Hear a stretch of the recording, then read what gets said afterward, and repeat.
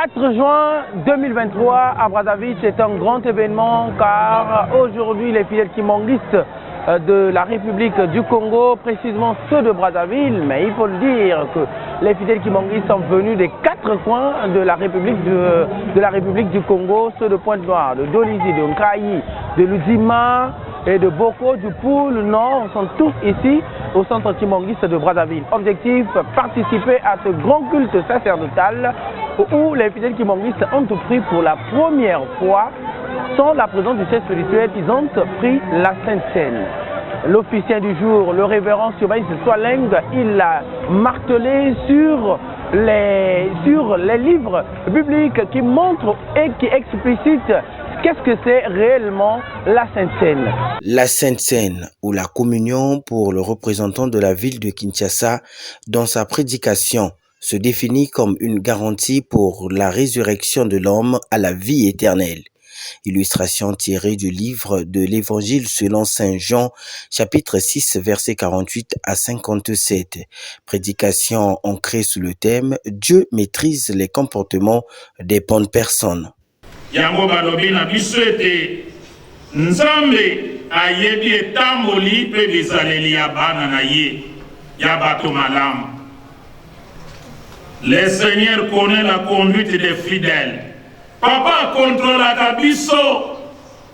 Bakimangise nyonso na mokili mobimba toyeba ete vi na biso etamboli na biso nyonso ezali contrôlé na papa Simon Kimangangani. Et papa Diangenda lobete mondimi na mondimi tango azwaka baptême na tiela kaye angelo atambola kanaye pona ko protéger yo. Papa Diangenda lobi ko communier pona biso bakimangisi to liaka penza nzoto ya nkolo pe tomelaka makila na ye. La transformation automatique ex opere operato olinga te esalamaka bongo. Et baye bazali changer la communion bayebi ba secret wana bayebi makambo ebele yango biso bandimi tozwa la communion lokole eloko kosakana te eza na valeur spirituelle ya makasi ezali kopesa pe lingomba lokumu communion pe ezali garantie biso bato futelaka bandako toyebi soki opesi garantie obandi kosala obandi kofuta ambongo eza te 1 mois 2 mois ti garantie esili na kimia to comme une sécurité sociale. C'est-à-dire, ozali susu ne sengote kimia zangio. Oyebi ke mokolo ndako ko ya kubimisa yo, mokolo ya lingi.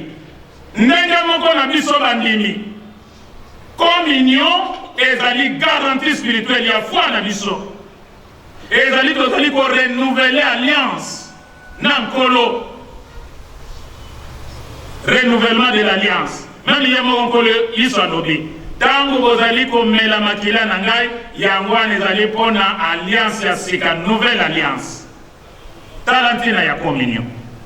Juste après la prédication, s'en est suivie la partie sacerdotale, celle de la bénédiction de la Sainte Seine, cérémonie patronnée par le révérend Brice Voltaire Etou Obami.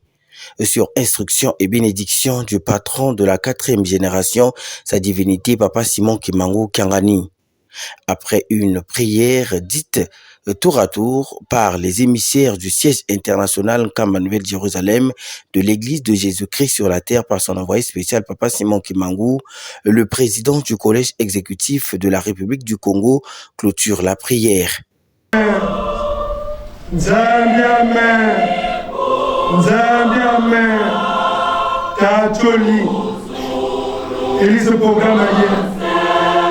Ngomani kota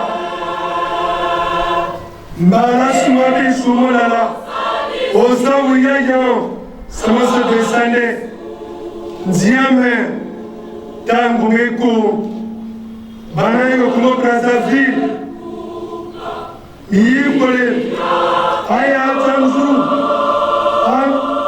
amekal mankuli Yesu nziame tampasi T'es fou, t'es un passe mandingue ni magi banaye. Ta yo qui t'abendu, qui ne l'a qu'un pour Jésus. Alou mon bouet tout tché.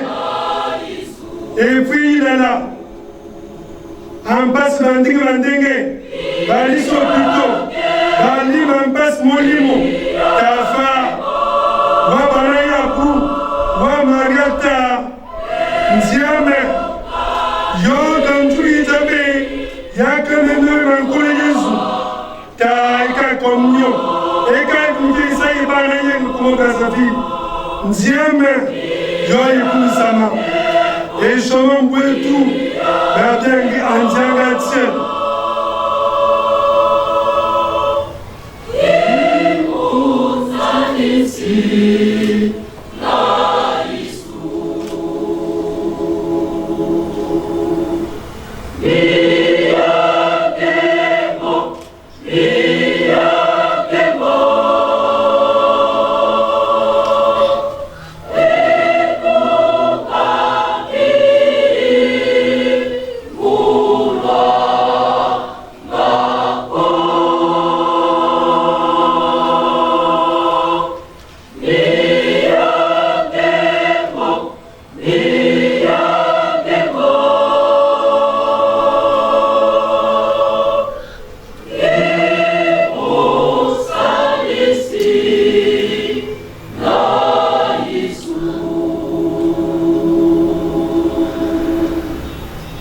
Entambu za mfumu Yesu Kristo, ezola kwa nzambi wa sejeto, mutwaji wa mwana velela, bika makaranga yetu tuka kwa yele mvu, se yimwana velela.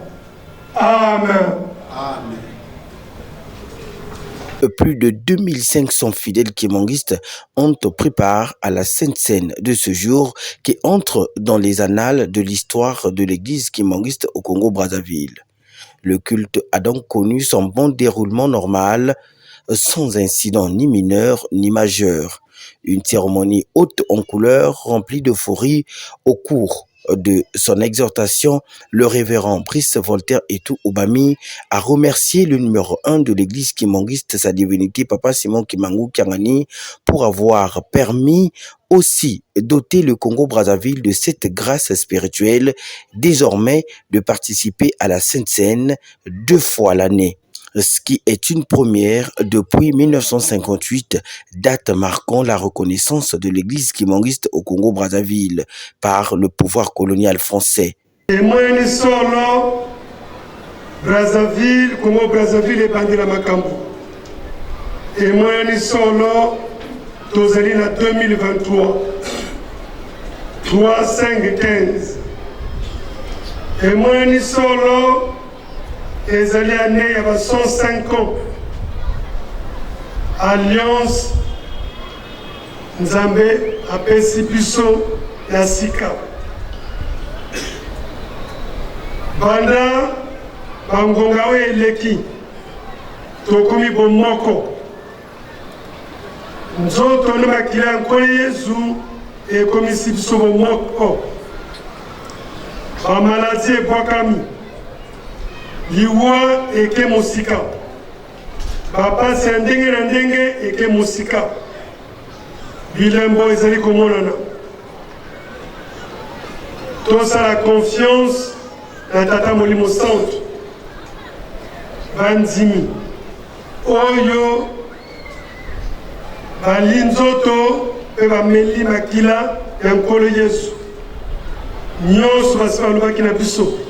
Tina, importance, les fidèles et choristes tous azimuts, dans l'euphorie aussi hautement spirituelle, s'expriment.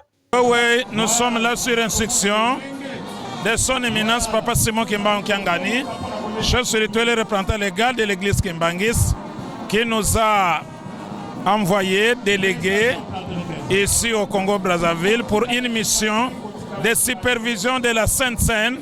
C'est dimanche 4 juin 2023. Voilà notre raison d'être ici à Brazzaville pour superviser la Sainte Seine ici à Brazzaville sur ordre de son éminence Papa Simon Kimbangu Kyangani. Les impressions sont très bonnes. Donc c'est une grande première à l'absence de son éminence chef spirituel autoriser l'organisation de la Sainte Seine ici à Brazzaville. C'est une grande première. Donc, surtout que l'organisation est impeccable. et tout le monde, kimbanguistes et non kimbanguistes, sont vraiment très contents. Nous avons les échos, les témoignages et merci, nos remerciements à Papa Simon Kimbangu Kiangani. Merci bien. Tozana esengo mingi pona koya na Brazzaville. Tata Mukunza Bule ndenge afandi awa mikolo ebele, donc nde motima ne mobimba na Brazzaville. Alors tango papa monete tango ekoki po ete apesa nzela ya kolia communion, nde atindi biso awa na Brazzaville po ete yokosala cérémonie ya communion. Communion oyo kobanda bapapa bango misato bazalaki esika moko te bapesaki nzela po ete eliama. Mais lokola tata Mukunza Bule bango bazalaki koloba ete soki tata ye nde makambo nyonso ekozala na nzela. Alors tata lokola déjà aza na pouvoir, donc amoni ete ntango ekoki ya kopesa nzela mpona kolia communion. Mais ebandeli nde Brazzaville ndenge tolobaka ntango nyonso ete Brazzaville ezali ebandela makambo ya kitoko. Donc makambo ya communion ebandela wana Brazzaville. Alors toyebi te simi ya Brazzaville esika nini tata Mukunza Bule akosepela mpona kotinda balia communion. Yango nde toyelaki awa na lotumu ya tata Mukunza Bule mpona kolia communion.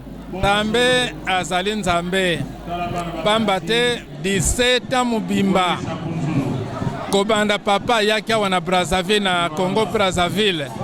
Sika après 17 ans nde papa aye lisusu na Brazzaville.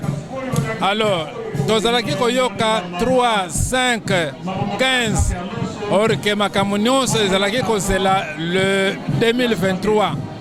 Alors nde na 2023 koya ya papa tomoni ete bafruit ya solo tata Molimo Santo matei nyonso asopi na Brazzaville sikoyo ebimi. Mbuma ezali kobima, mbuma ezali kobima. Yango nde Nzambe soki aloni eloko mutu akolongola eloko wana ezali te. Donc bakongo misato oyo ezali bilaka tata Molimo Santo. Et surtout Congo Brazzaville ebandela makambo. Bato nyonso bazali sai. Lokola papa pesa nzela mpona kolia communion. Communion ezali likambo moko ya sacré. Mais apesi nzela tomoni ete makambo ezo nzela. Donc année 2023 makambo mingi ekozwa nzela na bilaka tata Molimo Santo. Donc sepla na biso ezali yango wana mama. Merci mama.